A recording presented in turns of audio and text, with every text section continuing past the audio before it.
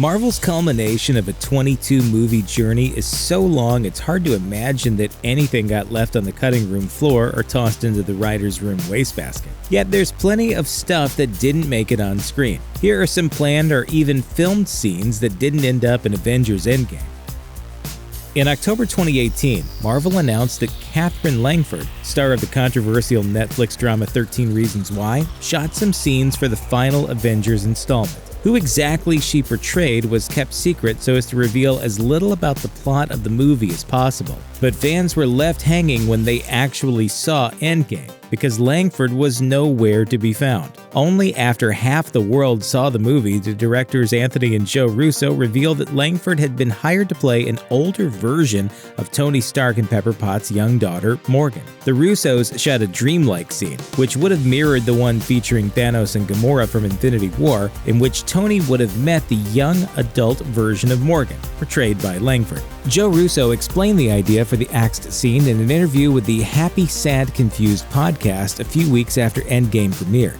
And the intention was that his future daughter forgave him and sort of gave him peace to go.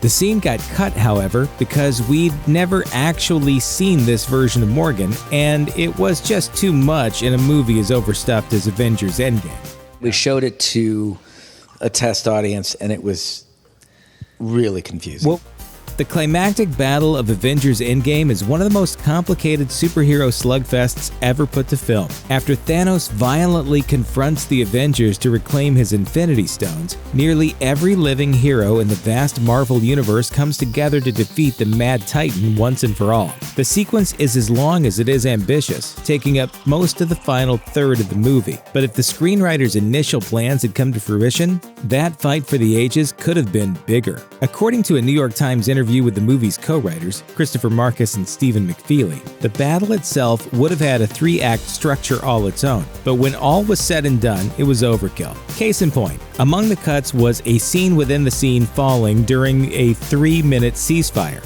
McFeely explained that one. It didn't play well, but we had a scene in a trench where, for reasons, the battle got paused for about 3 minutes and now there's 18 people all going, "What are we going to do? I'm going to do this. I'm going to do this." Just bouncing around this completely fake, fraudulent scene.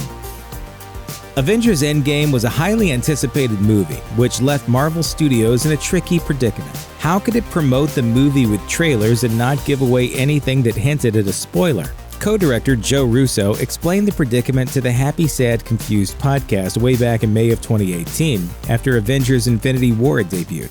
We use all the material that we have at our disposal to create a trailer. Audiences are so predictive now that you have to be very smart about how you craft a trailer, because an audience can watch a trailer and basically tell you what's going to happen in the film.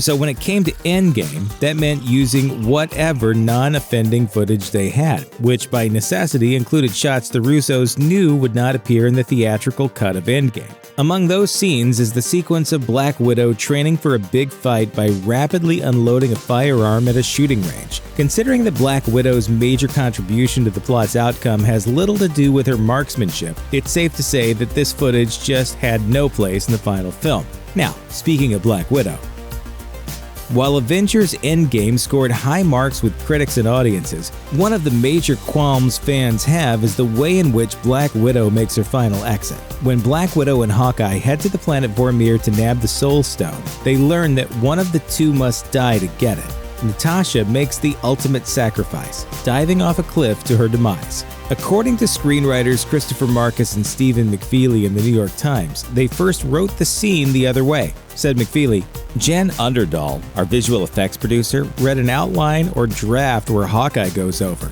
And she goes, 'Don't you take this away from her.' It was Natasha's heroic moment, in other words, and to have Hawkeye die wouldn't have made the same impact."